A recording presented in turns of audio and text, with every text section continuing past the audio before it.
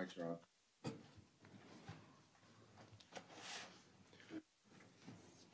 Okay, we'll go ahead and call this meeting to order. You please rise and join me in the pledge to our flag.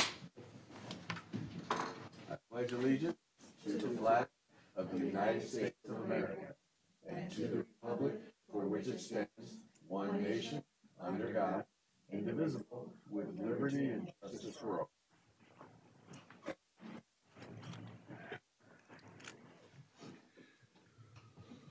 Okay, let the record show that all board members are present and accounted for.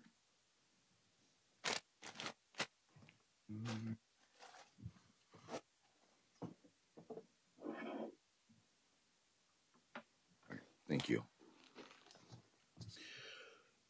All right, at this moment, I'll entertain a motion to adopt the agenda.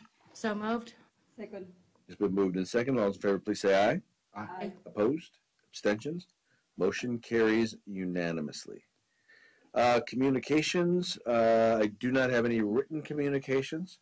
Then we'll move on now to public comment. This is an opportunity for members of the public to address the board on items that are not on the agenda. If you are present, I would ask you to please come forward come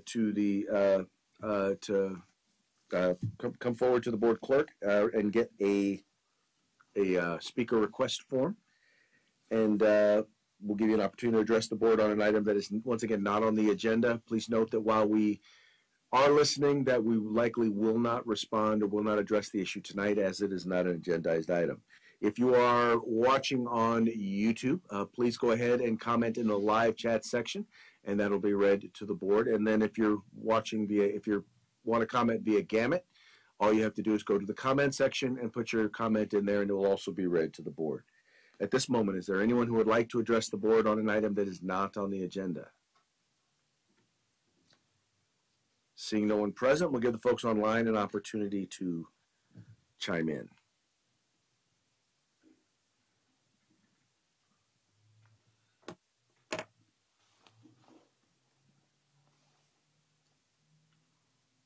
Okay. Looks like we have no commenters, so we will go ahead and move forward to reports, and we'll start with the Robla Education Foundation.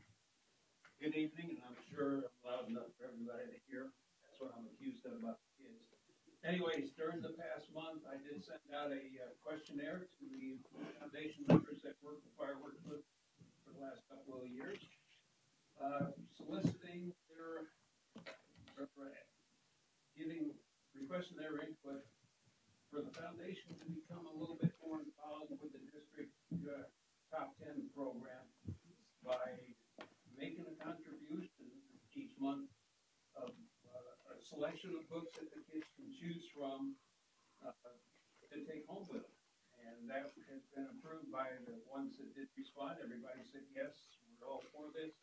So I'll be getting together with one of my chief instigators, and because I figure the easiest way for us to get the books that are for this generation, because I'm the Hardy Boy generation, St. Gray and all that stuff. These kids have no idea who that is. You know, I know it's something that your crazy uncle knows. See, it come back to you.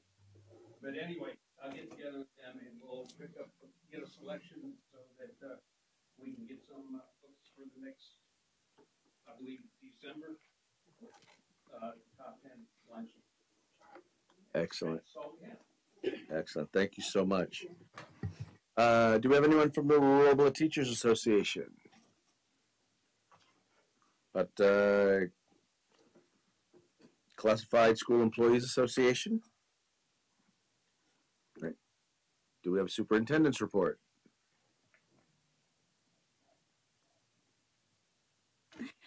Good evening. Just a few things. Taylor Street, our first attendance challenge winner, celebrated with their Kona Ice on October 31st. So their students received just a little bit more sugar that day. Our next attendance challenge is coming soon. It will happen right after the Thanksgiving break.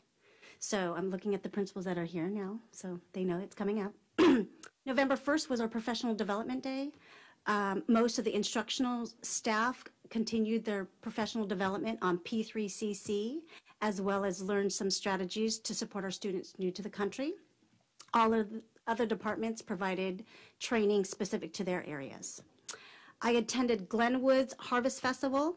I think it's last Thursday. It was a fantastic turnout. People everywhere.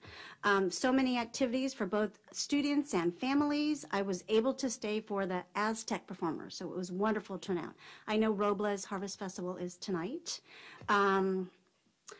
Monday and Tuesday, I was in Fresno with our ECE director, Ms. Salceda, just continuing our education on early childhood education, and the good thing is we learned about some funding opportunities that we will explore. And then finally, I had the privilege of being interviewed by the Bell Student Council. They did a fantastic job, and I believe that video will be posted soon. That's the end of my report. Okay. Now on to board member reports. We'll start with Trustee Devine. Nothing to report at this time. Trustee Cardona. Nothing to report. Trustee Hamilton Stark. Nothing to report. Trustee Barnes. Nothing to report. And I had a chance to attend the Region 6 Delegate Assembly meeting for the California School Boards Association. Got a chance to hear from a lot of the other school districts in the area, and one of the big things, probably the biggest topic of conversation, had to do with parents, or not so much parents, but school board meetings and people showing up at school board meetings, largely contesting things like books in libraries, things along those lines. And well, I was actually very, very happy to report that, yeah, we don't really have those challenges here at Robla. It might be because we're smaller, might be because we're an elementary school district. But I said, we tend to have, not very non-contentious board meetings at Robla. So that was actually something that was nice to be able to report. Knock on wood. Did talk a little bit about legislation dealing with textbooks and materials and adequacy of those. Evidently, a piece of legislation that was passed is going to. It was done with the idea of making it more difficult for school boards or school districts to be able to restrict books, but it was done under the guise of textbook adequacy. And it's done in such a way that it removes some significant control that we as school board members are supposed to have over selecting what books are available to students. In any case, it could wind up opening all school districts up to potential litigation, because there's even in the California School Boards Association, they're not exactly sure how exactly it's going to work. And the biggest issue has to do with how do you address an issue, and it had to do with LGBTQ books and content. But the real question was, you have to have content. In other words, if you have a book that you are saying that you are going to remove, doesn't really matter why. So if you were saying that you're removing it because there's content in it that is sexually explicit, your reason has nothing to do with the other stuff, with anything else, that they're saying that you likely will not be able to remove that book, which according to CSBA, they're concerned that's just going to open us up to a lot of litigation. Not us necessarily, because I don't think we have any concerns or any issues with that sort of material, but for a lot of school districts, it's going to open them up. In any case, it's something that they seem to be very, very concerned about in terms of litigation. So that's something we're going to need to keep an eye on going forward. Other than that, most of the school districts in the area were talking about how they were, many of them were still dealing with issues like collective bargaining and things along those lines, and they were actually very surprised to hear that we had settled with both of our collective bargaining units for multiple years. So it was once again another opportunity for us to stand proud in the relationship we have with our community and within our staff. And on that note, that is all I had to report. Now we're going to move on to Section C, public hearing on transportation plan for 2023-24, and 2024-25 and 2025-26. And with that, we'll say this hearing is now open. Did you want to speak to this at all? This transportation plan was something new in 2023, and we did it for 1 year. And it's something that we need to do every year in order to receive the additional funding. But we will learn from the state that they have their plans. They say if you want to, you can do like a 3-year plan, so you don't have to do it every year in order to receive the funding. It's something that the auditors will review. So we are in the full hearing today, getting input from anybody in the community, from our staff, our parents, and we will bring them to the board for approval in the first meeting in January, so that we have plenty of time for everybody to get input what is in the plan. And this will bring to the district about a little bit of $800,000 per year in additional funding. So that's the reimbursement. So that is what we're doing. So we did this last year, so we're doing it now. So we will cover the additional three years. So. Thank you. Okay. Any questions? Is there anyone else who would like to speak regarding the in the public hearing for the transportation plan? On this one other plan that is includes all the special ed, transportation, and all the for the low income, everything that's included in our plan. Okay, thank you. Right. Any comments online? Is there a copy of your plan, of the transportation plan that we can read? Yes, it's included in. Yeah, it should be. Yeah, it's an attachment. Okay, because all I saw was like a public hearing notice. And this You gotta scroll also, down. Okay, hold on. I think you requested to be there now. Yeah, Oh, it's there. did that just pop up? So this is. Okay. Anyone else like to speak to this item? With that, I'll entertain a motion to close the public hearing. Second. Been moved and second. All those in favor, please say aye. Aye. Opposed? Abstentions? Motion carries unanimously. Move on to now Section 3, recognition. Present and adopt National Homeless Awareness Month, resolution number 902. It reads as follows.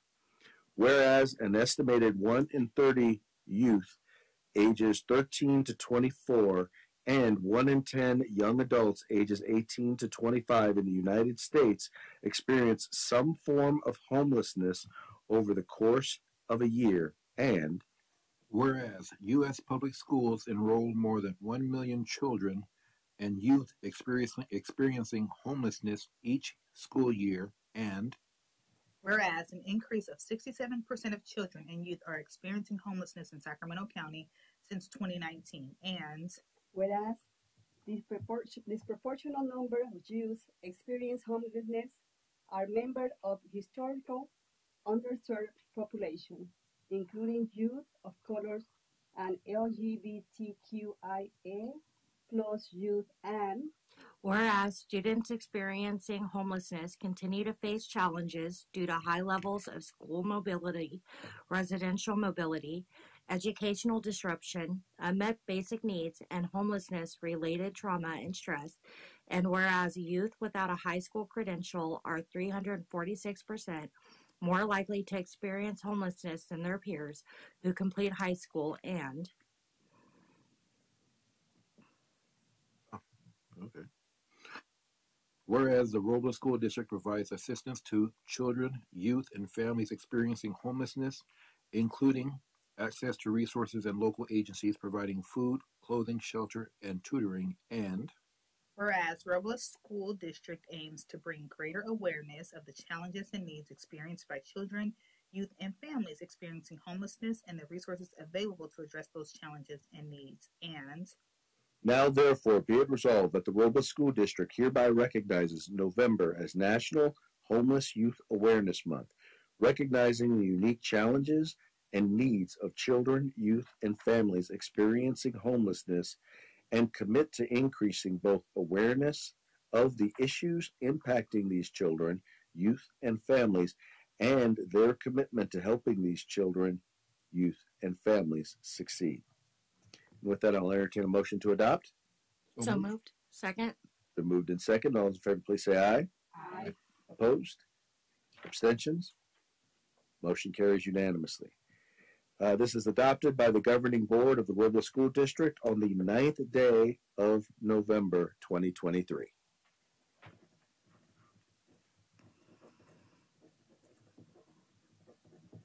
And we will now move on to section 4, presentations and information.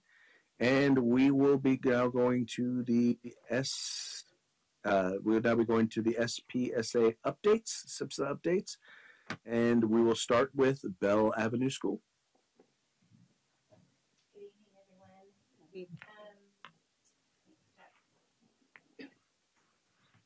Okay, so tonight,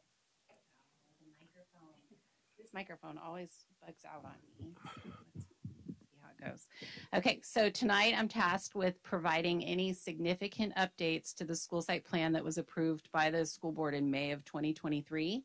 Since then, we have received our CASP data and also the assessment data that we administered to all students that were enrolled in our school in August of 2023, so the beginning of this year. And so we can see where they're performing within our new school year, as well as capturing data for students that are new to our site. This first slide is a year-to-year comparison of the ELA, math, and science data. And just a reminder for everyone that science is only assessed in 5th grade. So the year-to-year data are two totally different groups of students. For ELA and math, we are looking at data for all students in grades 3 through 6. For the math CAST scores, again, a comparison from year to year by grade level. This year, we had set goals for all of our grade levels, and everybody showed there was growth in all areas with the exception of 4th grade. However, the only grade level that made the goal that we originally set for them was 6th grade. They had a significant amount of growth, but again, reminding you that they are two totally different groups of students. Next year, when we look at goal setting, we're going to try looking at goals based on the same student group so that we're not comparing, so that we're trying to compare the same students versus year-to-year data for completely different kids with different circumstances. So, but that would be, so for example, the 5th graders from 2000, right, from 2022. They went down, But I mean, but if you're comparing, so those would actually be, to a large degree, the same students that are the 6th graders in 2023. Right, exactly. And there was still, even amongst them, there was a significant increase. Yeah, there was a significant increase, but then if you look at 3rd to 4th, there was a decrease, and then, so you can kind of, and then 4th to 5th. So it looked like, in most grade levels, we made growth, but if you look at it a different way, we didn't make growth. So anyway, that is not, fun information to share, but it's something to keep in mind. Okay. So the next slide is the ELA data. Again, the comparison is year to year, different groups of kids. And then we're looking at, and I want everyone to kind of look at that big decrease in the score for 5th grade. To follow up on the goals that we set last year at the school site, the only grade that actually met their goal that we set was 4th grade. All but 5th grade did show growth, but not enough to reach the goals that were set. So again, you can kind of look at 3rd to 4th. That was a significant amount of growth. same group of kids. But then 4th to 5th, there was growth. It was, not a ton, 3%. And then, but 5th to 6th, there was actually a decrease in their scores. Can you tell me how our numbers compare to other districts or other school sites around the state? Is this average or normal to see this, or are we below average? I think if we're comparing numbers for like schools, we're probably average. Like schools meaning like socioeconomic, language learners, special ed groups, things like that. Okay. It's not, I would. And I think we factors. Yeah. So I mean, to be honest with you, I can't really answer that question. Okay. I think what we can do is look at the presentation that Mr. Penman gave a couple meetings ago. He gave the overall district comparisons. Oh, that's right. Thank you for the reminder. Okay, so here's the science CASP scores from 21-22, 22-23. We had pretty solid score the 21-22 school year, but then the next year, same teacher teaching science, same curriculum, same approach. We had a significant decrease in our science scores. Mr. Weeks was primarily the science guru for 5th grade, and he taught all 5th graders because we were departmentalized both years, but you can see there is a significant decrease in scores between the 2 years. So this slide here, the first graph that you're looking at is this year's reading comprehension scores for grades 2nd through 6th. So the 6th grade scores will be last year's 5th graders. And if you look at the next graph right next door, it's the science CASP scores for the 5th graders, now our 6th graders. So you can see there's a really close correlation between their low ELA scores, their low reading and writing scores, and then how they performed on the science CASP.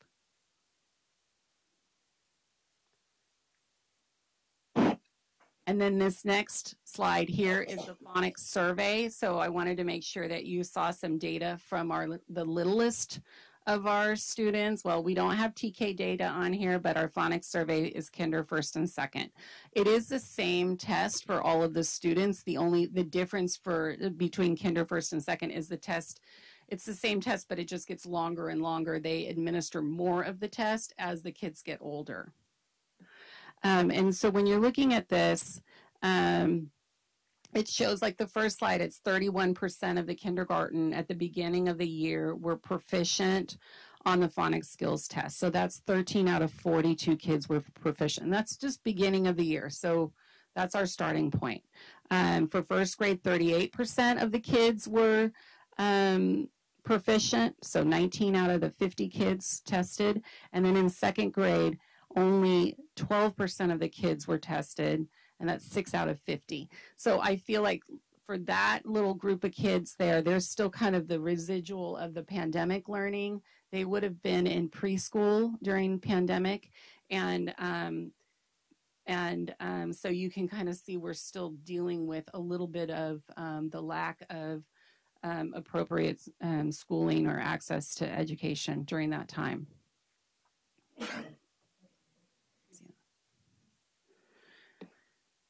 So as a school site, we understand that reading and literacy affect our all other academic areas, math and science and social studies. And so ELA has been a big focus for the Bell team.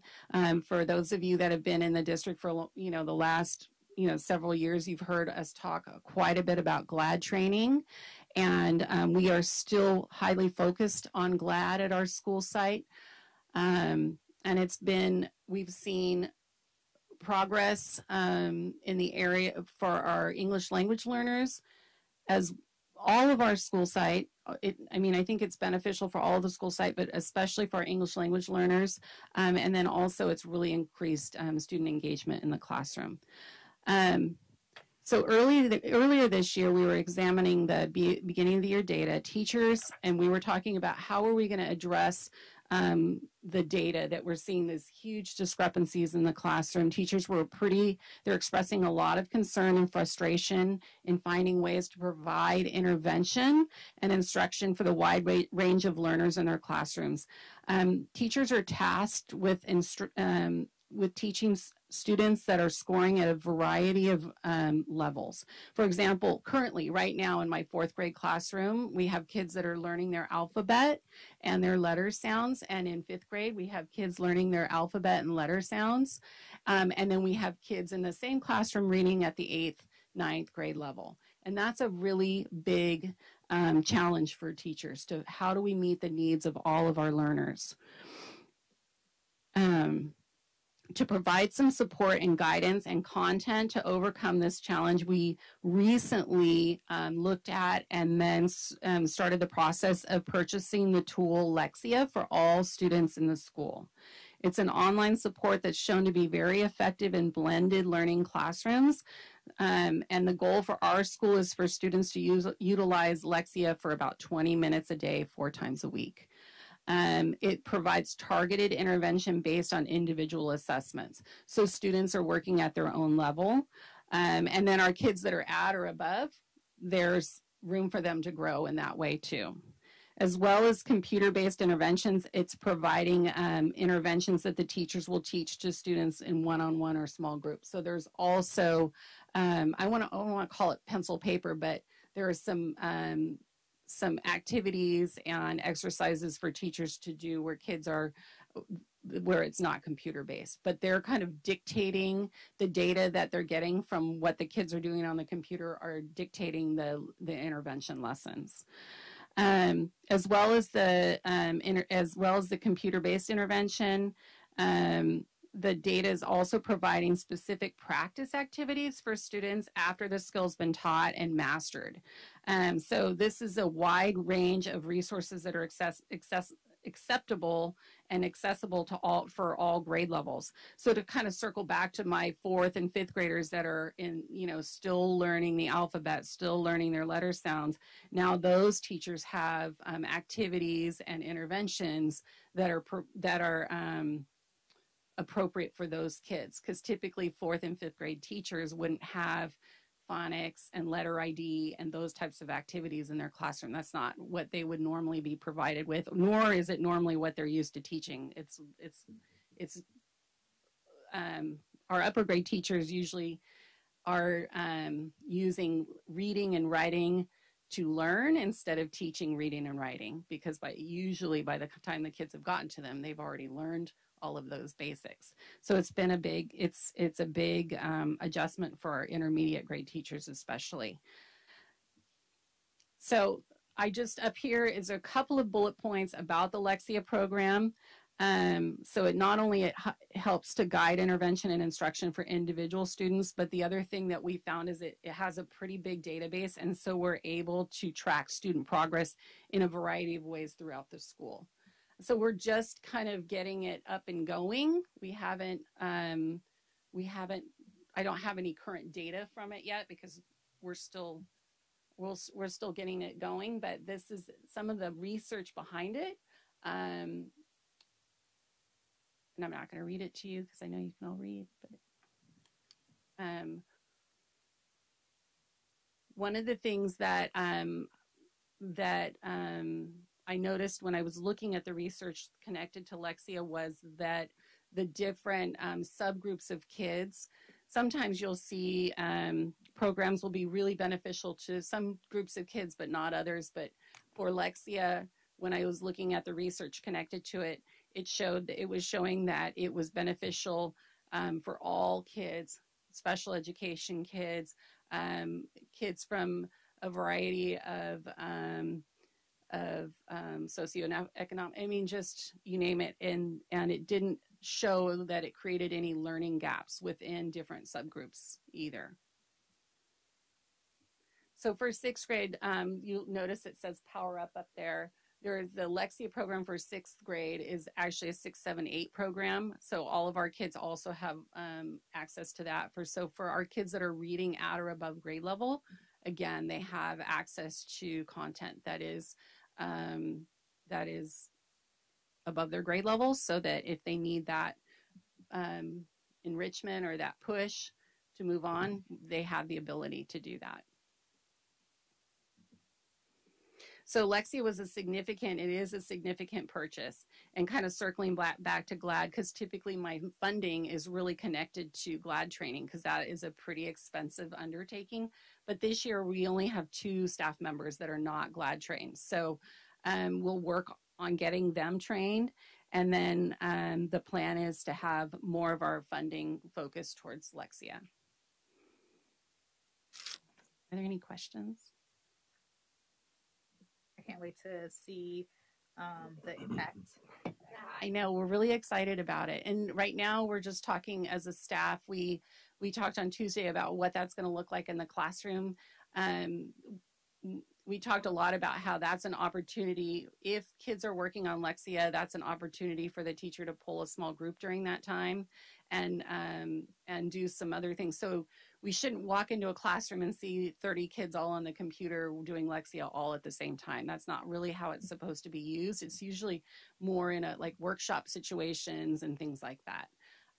So we're really excited to see how it's going to be used. Our school psychologist just came back from a conference over October break, and he went to a training on Lexia, and he was very excited to hear that we were considering the purchase of it because of the data and the ability to track different types of learners throughout the school and keep track of them pretty closely. So the 4th bullet point,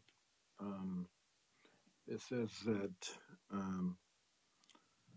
I'll read the whole bullet point. In contrast to other educational intervention, which sometimes inadvertently widens the achievement gap, Black African American students who use Core 5 make gains on par with peers of other racial backgrounds. And I know that you just started it here, so you don't have the data, but can you tell me a little bit more about what that means? Does that mean that if a student is below grade level while the others in the class are at grade level, are they on par, so they finish up still below, or they finish up on par? I think what it means, well, when I read that, what it meant to me was that they made growth at the same rate. That's what it meant to me. Mm-hmm. So whereas some programs that schools or districts use, certain groups of kids might not make growth at the same rate. So their research shows that the growth is being made at the same rate. But that's what it meant to me. But as far as making growth at a faster rate, that's not how I read that. I guess my question is not if the students are making growth at a fast rate, but how do they make up that gap if they are behind? How do they get up to where they should be? Well, I think, I think that is a endeavor that's like kind of a school-wide endeavor, right? Because some of our kids that are, that are below grade level are also seeing the intervention specialist. They're also possibly working with in small groups. I mean, there's a variety of different types of intervention supports at all of our school sites. And so I wouldn't want to lean only on Lexia for a student to make growth, especially since this is our first go around with it. But I'm always a proponent of face-to-face instruction. I think the teachers are the best live teaching, teachers interacting with students, teachers building relationships with students. That's the best way students learn. But for us, because we were struggling with this huge discrepancy in the classroom, this is a tool for our teachers to help kind of meet the needs of all of the kids. And it also for some of our teachers that aren't, again, some of our teachers have never been primary grade teachers, but they've got students functioning at that level in their classroom. This helps kind of give them some guidance that's very specific interventions and specific activities so that they know that they're not just taking kind of a stab at it. They know that this is actually what they're supposed to be doing. This is the recommendation. But as far as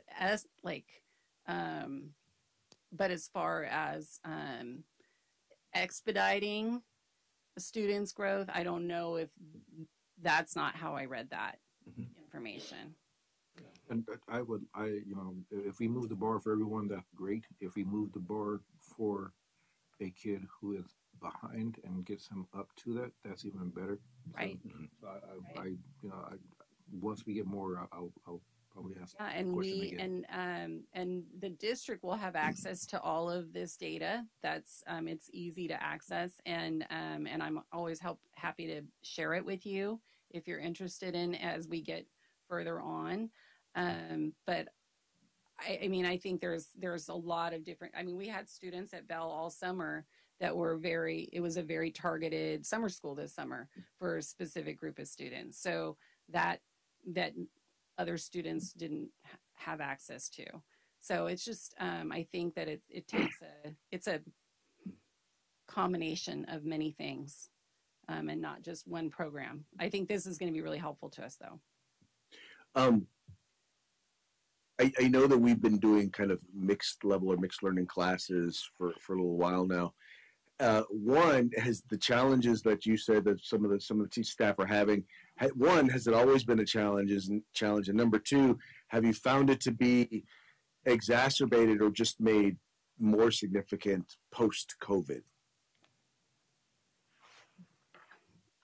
I don't know if it's it's probably post-COVID, because some of our kids that come in very, very low, those are extreme circumstances. Mm-hmm. But first of all, they're brand new to Bell this year. They weren't in our district functioning at that low level all along, and we're just discovering that. These guys are new to Bell.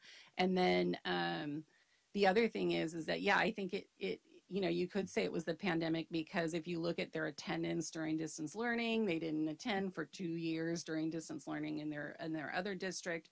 And so there's a lot of things that, that you could say that, yes, it was pandemic. I don't know if I would assume that definitely did not help, but it could be that they might be in the same situation. I don't know, but they did not probably attend during distance learning.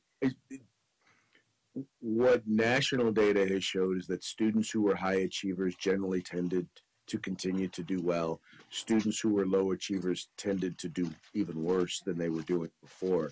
And it kind of seems to be where this is bearing out. And then when you have them in the same classroom, now you've got the challenge of where do you teach? Right. And do you have just any examples or any anecdotal stories or anything like that about how are our staff handling? Because I really would like to know, because that's got to be a huge challenge. Well, I think our staff are amazing, first of all. I don't know how to handle it. I don't know how I would handle it. They are very good at identifying needs.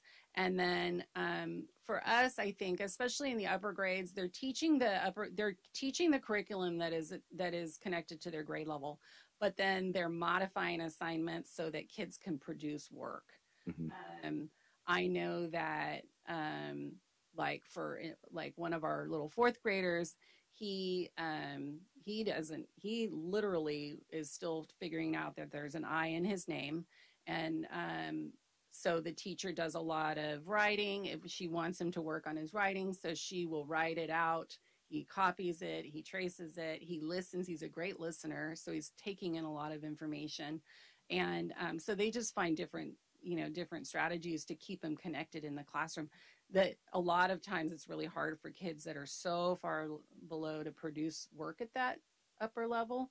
But they're getting the information, they're doing the group work, and they're talking with their peers, they're talking with their teachers, and then of course, they're getting support from our learning center and our intervention center, so that they're taking their lessons that they're from their classroom. Now they're doing them in small group with the teacher that is in the intervention room. So there's different ways of doing it, but it is definitely, they're not producing as much work because the work is it's just too hard for them. And but we're also they're not just sitting there in class not doing anything. They're definitely a part of and I think also because we're a GLAD school, that there's a lot of group work, a lot of language interactions and things like that happen during the lessons that don't necessarily require them to be able to read independently at a 4th or 5th grade level. I want to appreciate you bringing that, in particular, that area up, because it's something that I hadn't really thought about probably as much as I probably should have thought about. So knowing and recognizing that challenge, I think, helps me and my fellow board members as we go forward and we look at these interventions and the tools that we're providing to you and your staff. So thank you. Yeah. Any other questions?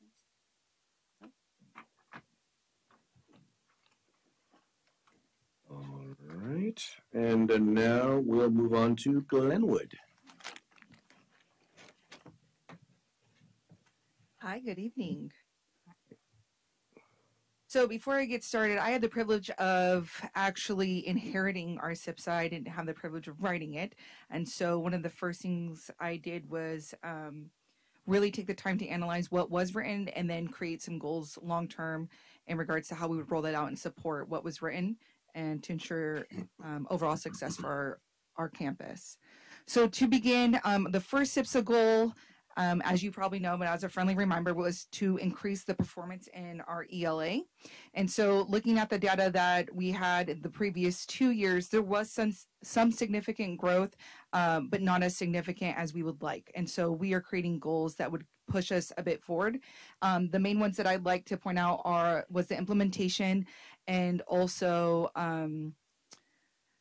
the alternative to a third enrichment. So we went down an enrichment teacher, and to fix that, not to fix, but to create an alternative mode to give our teachers their prep time, we created something on our site called Reading Buddies to help increase the literacy on our campus. And so Reading Buddies is a time where I strategically put an intermediate and a primary grade level together, and they spend those times practicing on literacy skills.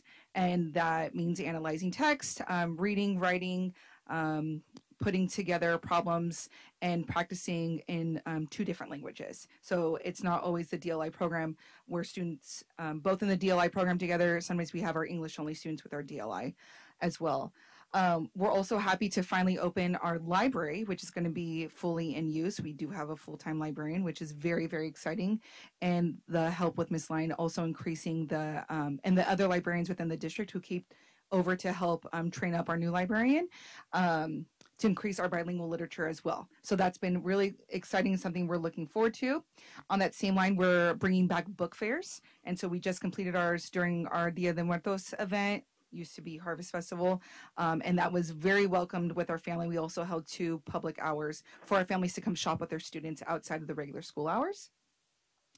And then we are connecting incentives to literacy as well. So instead of a regular Halloween parade, we rebranded it and did a book parade where they dressed up as their favorite book character and got to showcase the different readings that they had. Next is our increased performance in math. And so again, we saw some growth within the last 2 years, but again, we're trying to push even more forward. We were very fortunate and lucky to have fully staffed our intervention assistants this year. So we have 3 along with our intervention specialists.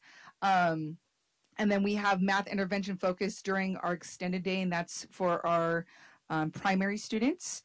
And so along with that, we've also been doing our counting collection. So looking at a variety of ways that our students are looking at math, analyzing math, and differentiating the instructions for all grade levels to show that there are many ways to solve one problem. The most recent up to date are the last 2 bullet points that I'll bring your attention to. So the first one is our parent evenings. One thing that I'm working on with our staff and hoping to roll out within the next month, there's been a lot of input from our families in regards to our kids come home with homework, but we don't know how to help them. The math is mathing different. And so we are trying to find ways to provide some sort of tools that align with to build that bridge between home and campus to say, here's what your student is learning.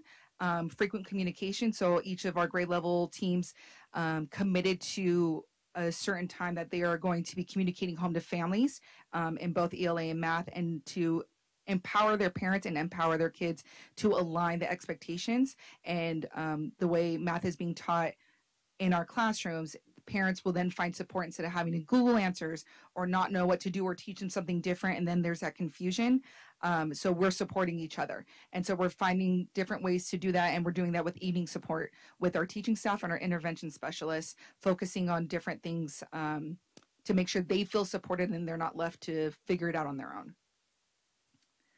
For our SIPSA Goal 3, it was to annually increase the English proficiency of all students identified as EL learners. I remembered it to bold it on this one. So the few things that I wanted to really point out here is, number one, we were able to purchase as you may know, a new program called M-Class, and that is really helping with us understanding the data for bilingual alignment. So a lot of the things that we were analyzing in the past is that our students in the DLI program were predominantly completing assessments that were in only English only. And some of their first assessments were only in English, and they were predominantly learning in the Spanish language. Therefore, the data wasn't really talking to each other. And so we were trying to find an assessment route that really supported both languages, and we're able to say, analyze apples to apples instead of apples to oranges. And then from there, finding the gaps within their ELA and math proficiency and where we can fill those in. And it helps us to dive deeper and really concentrate with our WIN EL rotations, with our extended day. And then when we do our pull out for intervention support, it really helps us to pinpoint those data points to put the certain kids together and really dive deeper into how we can help our students. I'm sorry. You're good. The second one is our whole school WIN EL rotation. So in the past, our rotations were scattered throughout the day. And so with the help of Ms. Chen, I was able to create a WIN EL rotation where the whole school is moving at the same time. And that's been very beneficial for our students because we know that consistency is key, and we see a lot of progress academically. And it's also better social emotionally for our kiddos, for something that they can expect as part of a daily routine. And our grade level teams are able in their PLCs to now have consistent conversation in regards to what's happening and planning long-term to ensure that our students are seeing success there. And then something else we're including, it used to be off-site and is now on-site. We are doing backwards mapping along with Ms. Lyon for our DLI program. So we have monthly meetings that align the program goals and backwards map the content to what it looks like for a student to exit the DLI program in 6th grade and the major things that they should be accomplishing. So setting those benchmarks, ensuring student success. For our SIPSA Goal 4, which was parent support and training, I have now increased communication home to parents that is now occurring on a minimum weekly basis with updates of what they can expect, what's happening on campus, and different opportunities to be involved. And then we are also increasing our parent evenings. So all of our previous evening events, whole campus events, are now becoming more culturally aligned and to celebrate the diversity that's on our campus, and also increasing parent empowerment and involvement. We are also going to be starting our 3 times a week open library hours now that we have a full-time librarian. We are also increasing our volunteer opportunities for our parents. That's run through PTC, but also through weekly communications. So through Parent Square, you can actually advertise what positions you have open, how they can volunteer, and they can sign up for time slots, which is very easy for us, and it helps with that communication. And then what's not on here, but the recent agreement with the staff was that they would be doing this as well through the parent portal, Parent Square, communicating home on a frequent basis, which Parent Square is also very friendly in regards that you can translate it to your language of choice with the click of the button at the top. For SIPSA Goal 5, which was improve school climate, pupil school attendance, and expansion of equity and anti-racist pedagogy. I actually broke this down to address each of those points. So for school climate, we are increasing our monthly meetings with parents. Last week, 2 weeks ago, time has gone away. For Red Ribbon Week, we did a focus on anti-bullying and specifically around racism and discriminatory language. And so you could see at the bottom, I created a lesson plan in our anti-bullying spirit week where we had something themed, and students created understanding the 4 types of bullying, how to be preventative, and how to solve those problems, a lot around student empowerment. We provided whole school lesson plans through the Human Rights Campaign Foundation for Kindness and Anti-Bullying Racism. And then I worked alongside staff to create a student handbook to clearly identify our expectations that we had parents sign and students sign. And it's something that we debriefed with our students to help them understand the expectations and what it means to be a Gator and the responsibility that holds while on our campus.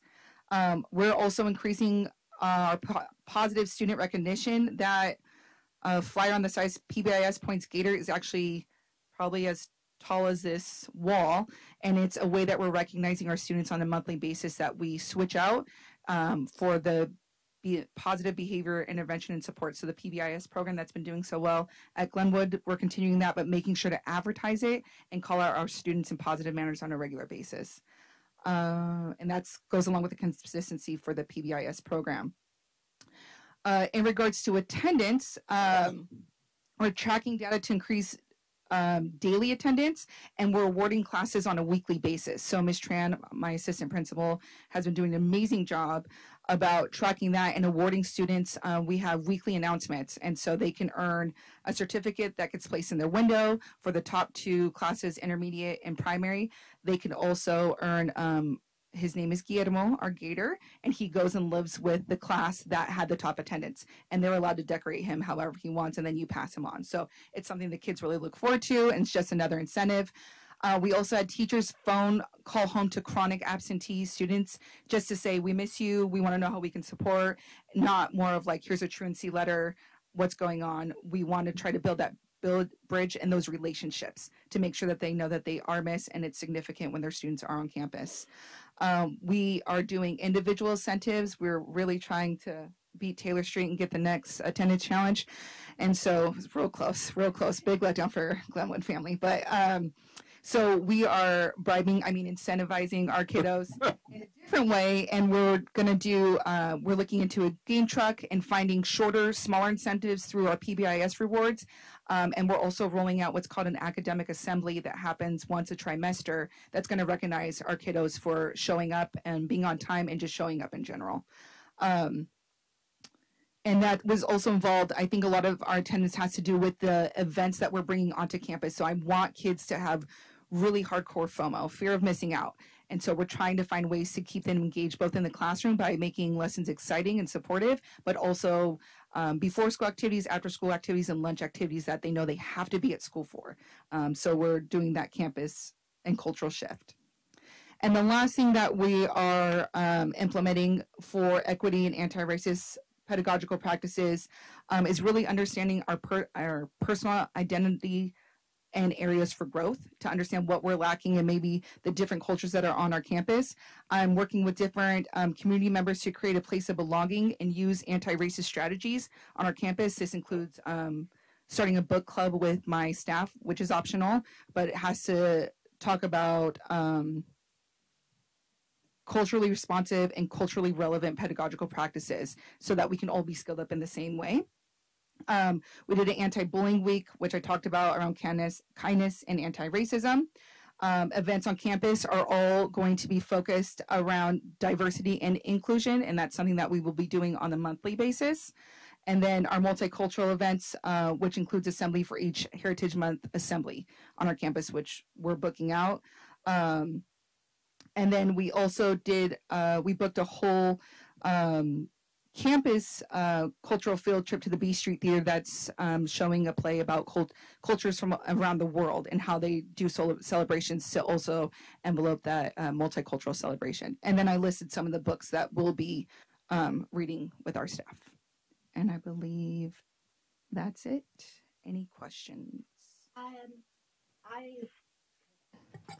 I do not have a question, but I have a request. You have the dual immersion program at your school. I would love to get an update on that and to find out if their scores compare to the rest of the school, because we've all been told, and it's common knowledge, that children who speak multiple languages excel at everything else.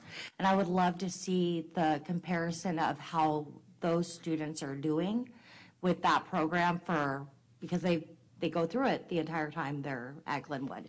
So I would love to get an update on that program and if there's a difference. 100%. And that's something that we can dive deeper in. So we just did our first round of M-Class assessments with our students, and that would probably be a better and more robust picture for data rather than the state assessments that are assuming that all kids are getting the same sort of educational experience because it's one campus, when our kids are enrolled in two different programs but are getting assessed on the same thing. That's not really maybe highlighting all the successes that they're having when having a program in two languages. Right. So, and I don't want just educational benefits that they're getting. Like, how are the students doing socially with other people? How are they engaging? All of life aspects, how they are doing in the entire program. Sure, sounds great. That would be perfect. Thank you. Mm-hmm.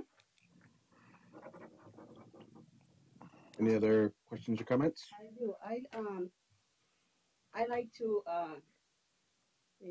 tell you thank you and appreciate it, all the effort you putting in the relationship with the parents. I think the parents are a big tool in kid education, and we are a tripod. Without them, we're gonna fail. And I really like to see all these events and all these participations being an effect with the kids because I think they are very important. And I'm glad to see that. Thank you. Yeah, your book fairs, book parade, cultural field trips. I love it. Can you tell me more? Just within my own personal research, and I think what drove me to this role, and especially to Robla, is the fact that we have a lot of diversity on our campus. And I think through my personal research, it is seen over and over again that if a student feels seen and fully accepted for who they are, as they are, instead of having to code switch to be seen academically on an educational site, they end up being more successful in the long run.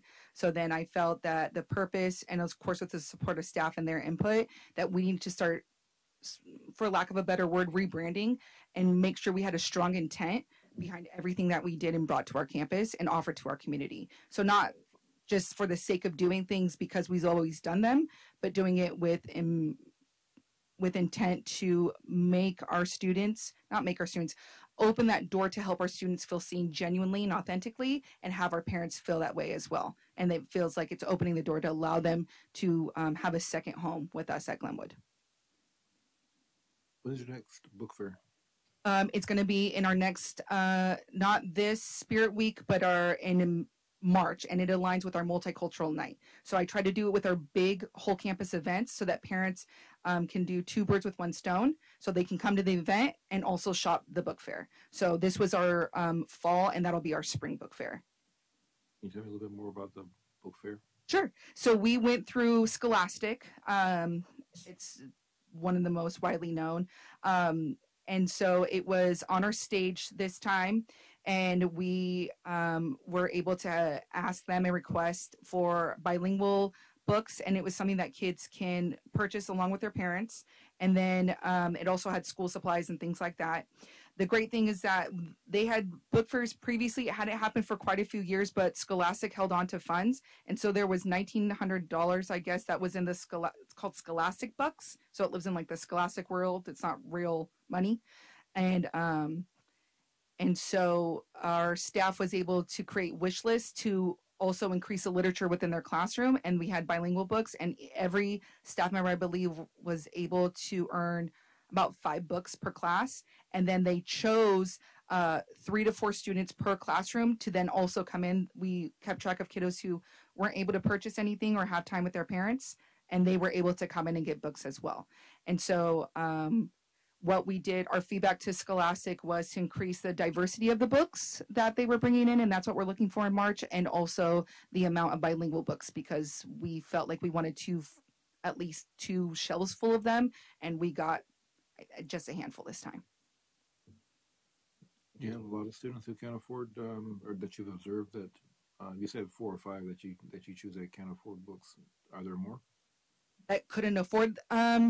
We were able to sell in the book fair over $2,000 worth of books. So I think a large majority. I don't have the numbers. Scholastic is getting us our official report, so that's something when I report back our DLI findings. That's something else I can report back as well.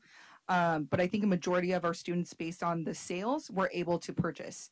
And then there were also different members in the community who came to the book fair, and you could buy books that others could grab for free. And so they kept a basket on the side, and some kids were able to grab those as well. But we tried to make it so that almost every kid was able to receive a book. And that's what we're doing with our Scholastic Bucks, is that we're going to ensure that every kid eventually does receive a book. Okay. Thank you. Yeah, of course. Any additional questions or comments? Thank you so much. Move on to Taylor Street.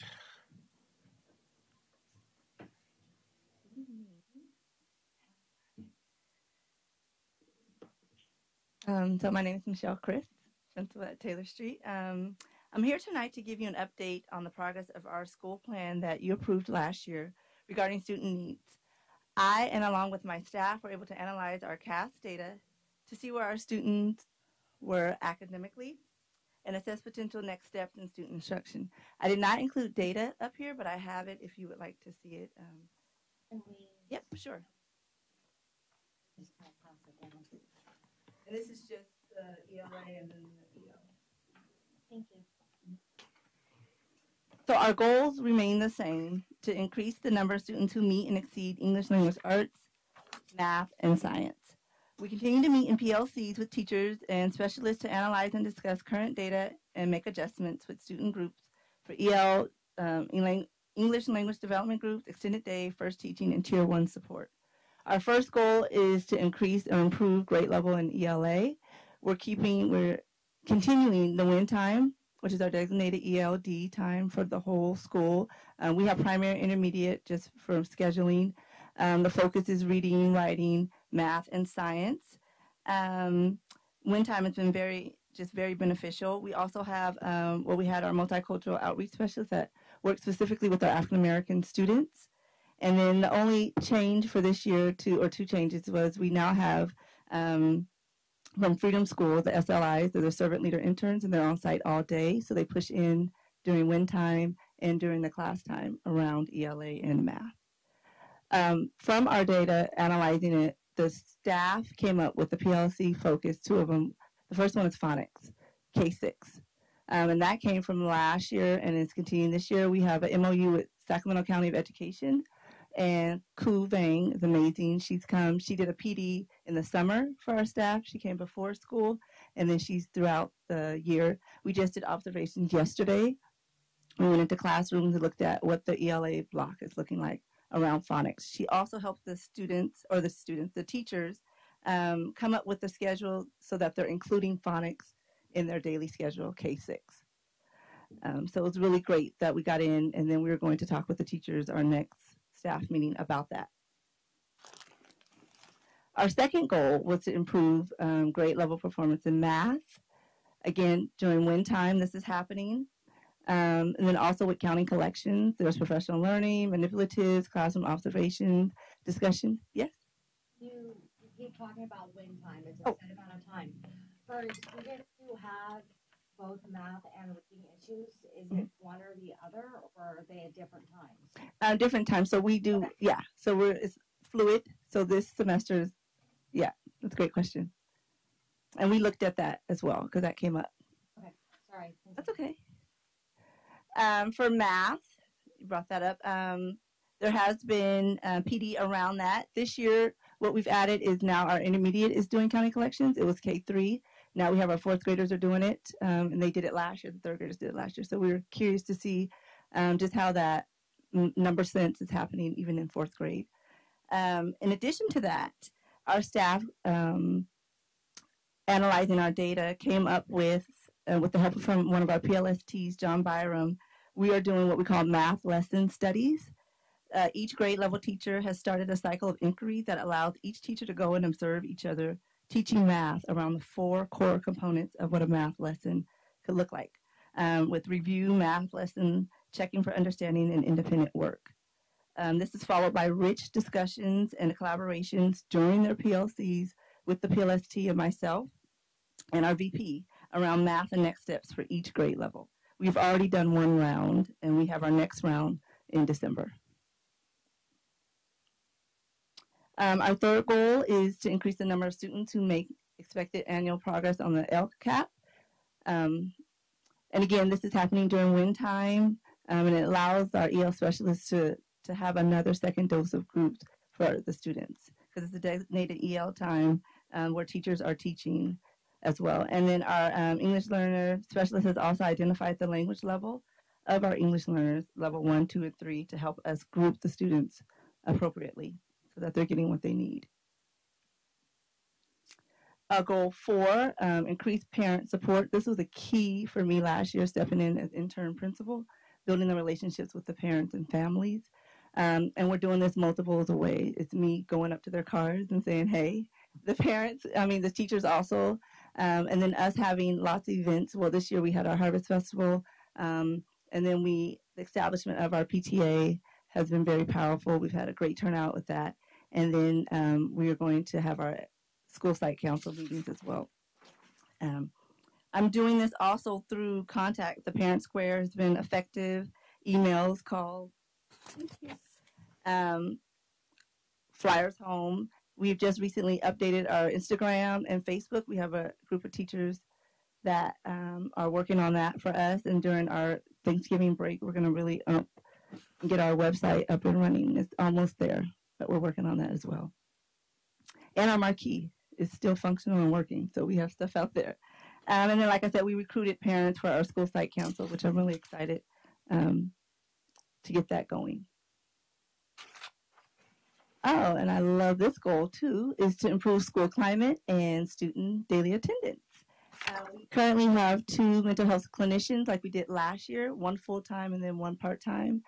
And they've been really instrumental in our restorative room, which is a safe space for students to go to help reflect on their behaviors or struggling behaviors if we have them. In addition, it's also a safe space if students just want to go and hang out as well, which I'm really, really glad that that's there. PBIS is also a huge focus for us. We've already had several PBIS assemblies where we demonstrated confidence and respect through student-made videos. So the students made the videos. We distributed PBIS posters, expectations. We also do shout-outs at our assemblies to recognize students in front of the class, in front of the whole school, and they receive an award and a small prize.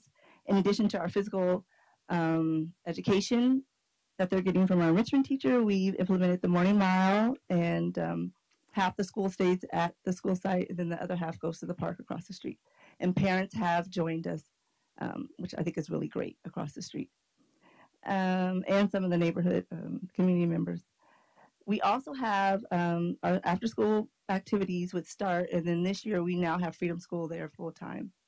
So that's been just a great addition to have that, along with our soccer clubs and our homework clubs. We also have our parents that come with the homework help as well. And then our library is open, like I said, 3 days a week.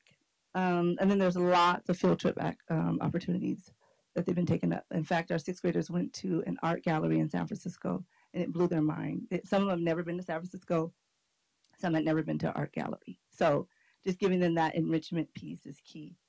And then in regards to student attendance, last year we implemented weekly attendance incentives. We have big bears and then little bears. The big bears are for the perfect attendance, and then the small bears are for the most improved class attendance, and the students love it. And then we have individual where they can earn a golden paw for those that are showing up as well. And I'm just really proud, I'll say, and I'm gonna keep this picture up for everybody to see, of our just Taylor Bears for just coming to school. It's really key, and I keep telling them it's a win-win, because you being at school is paramount and important. The last thing I didn't put it on there was we implemented Playworks last year. And so we now have our student council, and we have student ambassadors this year, and we're going to have them run our Playworks, which is the recess kind of program where they're the leaders and they're being examples on site on what recess play looks like, and just being a good Taylor Street Bear.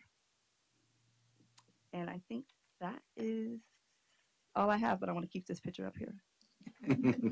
Right here. And again, like I said, I passed out the data. Our staff, the reason why I didn't put it up there because we really analyzed it as a staff, and that's how we came up with our new implementations, like the math lesson studies. KU has been there through SCOE, really focusing on phonics. Everyone has on their sound cards up in the classroom. And then I think the observation of each of the teachers is really key as well. And then going back and reflecting on that. Any questions? No, but I do have another request. Mhm. This is for all the principals when you guys do these presentations with the percentages and stuff. My brain can't wrap itself around percentages like how that is. So if we could include additions of how many like percentage of students in each group that made significant jumps would be really good to know, or significant declines. Okay. Just to kind of know what students are not what student exactly, but you know, if we have a class of 30 and we see 20 kids, they did excel, but 10 students are new and they brought the average down. That would be really good for us to know also, because otherwise it just looks really bad. Yeah, yeah. And you're talking about per like grade level or just per? Okay. Yes. So like, because I cannot remember which the other two principals was mentioning it, but about like the 5th graders or the 6th graders of this year. Right. So you have to compare that to this. I would like, other than just that, just to say, but we had 15 students jump 20%. That would be a little less disheartening. Yeah. And feel like there is some success that's, I mean, there's always success, but with the numbers. Yeah. And if I could add, when the dashboard is released in December, when it usually is, what we can do is analyze the growth in the level, and that's what I really like to acknowledge, because a student might show growth, but they may not reach the next level. So once the dashboard is released, then we will take a look at presenting data in that fashion. Because if a student was 1 point below, then they don't get counted in that. But I mean, they were 1 point below. And they showed growth. Yeah. And they showed massive growth, especially if last year they were only at, they bombed. Yeah. You never know. So that just look at the positive side of things. Yeah. That's what I need. Well, I think in that aspect for us, at least for me, it's important to know not just what occurred, but that we've analyzed why it occurred, and that information is then informing how we're planning to address it. So, but yeah, exactly. I agree with your request. Okay, any other questions, comments? Thank you so much. And that is the end of our presentations. We will now move on to Section 5, action items. We'll start with A, adopt board policies, regulations, and or exhibits. And we have policy 1114, district sponsored social media, and regulation 3514.2, integrated pest management. I'll entertain a motion to approve. So moved. Second. Been moved in second. Is there any discussion? Hearing no discussion or debate, we'll move on to a vote. All those in favor? I do have one quick question. We are making sure that the students that are included in our district-sponsored social media, that their parents have signed off the request. Like no students in the background are getting slipped in. Absolutely. We only show students who we receive the authorization.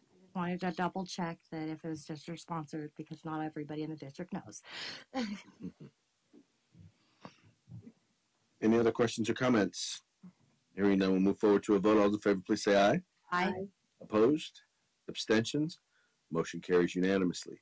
Item B, adopt conflict of interest code resolution number 903. So moved. Second. It's been moved and seconded. Do you want to speak to this at all? Yes, this is just an amendment because we changed some titles that are part of the requirement for reporting. For example, we now have assistant principals, so it was important to amend this. Okay. Any discussion or debate? I think there's a typo in the conflict of interest code. I think that it might still have some information on there from the homeless one.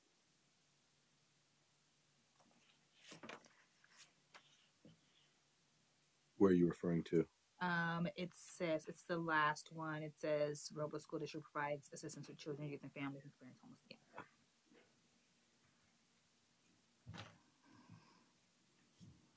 Duly noted. Okay. Any other questions or comments? Hearing none, we'll move forward to a vote. All those in favor, please say aye. Aye. Opposed? Abstentions? Motion carries unanimously. Move on to C. Approve 2023-24 bullying prevention MOU with SCOE. So moved. Second. Been moved and seconded. This is the MOU with the presentation that Ms. Lyon presented at the last board meeting. We finally received it from SCOE. Any discussion? Hearing no discussion or debate, we'll move forward to a motion. All those in favor, please say aye. Aye. Opposed? Abstentions? Motion carries unanimously. Item D, approve Ultralink contract to install cameras at Bell and Preschool. So moved. Second. Been moved and seconded. Discussion? Just adding Bell and Preschool's contract. Last month or last meeting, we had we presented Taylor's. Any discussion or debate? Hearing none, we'll move forward to a vote. All in favor, please say aye. Aye. Opposed? Abstentions? Motion carries unanimously. Item E, approve Fuke School Assembly and Workshop at Main Avenue School. So moved. Second. Been moved and seconded. Is there any discussion? No, but I would like to be told because this looks fun. I want to go. This was the This was the presentation. Yes, we had the other for the other 4 schools contract last meeting, and now we have Maine's. So all 5 schools will be having these assemblies. And I think I deserve a little credit for remembering how to pronounce it. Okay, is there any further discussion or debate? Hearing none, we'll move forward to a vote. All those in favor, please say aye. Aye. Opposed? Abstentions? Motion carries unanimously. Item F, approve service agreement with Child Care Careers, LLC for preschool substitute teachers and instructional assistants. So moved. Second. Been moved and seconded. Discussion? This is the vendor that provides substitute teachers for a preschool program. This vendor specifically ensures that those teachers meet all licensing requirements. So there's no additional funding. We will reallocate money from a different vendor, and then this will focus specifically for our preschool program. And to be clear, so they're with the preschool program, so they don't necessarily, so they don't do TK, at least we're hoping eventually. No, or Miss Sullivan. No, that's very tall. Mhm. This particular program is specifically for preschool licensing. All of the folks in this program, they either carry a child development permit, which is not eligible for TK teachers. They have to have their multiple subject. And then they also carry all of their ECEs and all of their requirements. There's like 20 or so different documents that are required that they carry around with them for licensing, should licensing show up for a visit. So this would not support our TK program, but it would definitely support all of our preschool. How about for TK aides? It could support that, yes. That's what I was thinking. Excellent. Okay. Any additional discussion or debate? Hearing none, we'll move forward to a vote. All those in favor, please say aye. Aye. Opposed? Abstentions?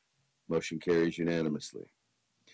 Item G, adopt California State Preschool Program Continued Funding Application for 2024-25 school year. Second. Been moved and seconded. Discussion. This is a resolution that actually gives us authorization to apply for continued funding for our preschool program. The application is actually due December 1st, but we need this resolution that gives us authorization to apply. Okay. Any discussion or debate? Hearing none, we'll move forward to a vote. All those in favor, please say aye. Aye. Opposed? Abstentions? Motion carries unanimously. Item H, approve service agreement with Food Literacy Center Partnership. So moved. Second. Been moved and seconded. Discussion. This program is a continued partnership to provide food literacy program. It's a 10-week program that's a parallel program through START. So they rotate at They're at each school, but they rotate through the students in START. Any discussion? Hearing none, we'll move forward to a vote. All those in favor, please say aye. Aye. Opposed? Abstentions? Motion carries unanimously. Moving on to section 6, board member requests for future agenda item or report. Trustee Devine. I have a few.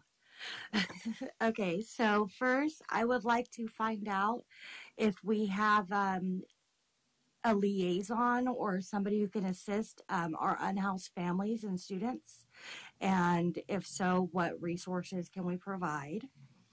I would also love a demo of all the new tech we have recently approved over the last few years, because it's all starting to get jumbled together, and I would love to know exactly what we have to offer.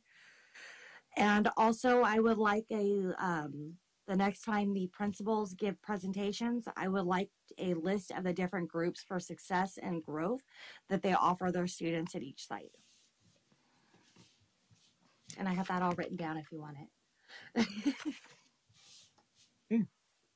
Trustee Cardona. Nothing. Trustee Hamilton Stark. Nothing at this time. Trustee Barnes. Did we do eye exams this year?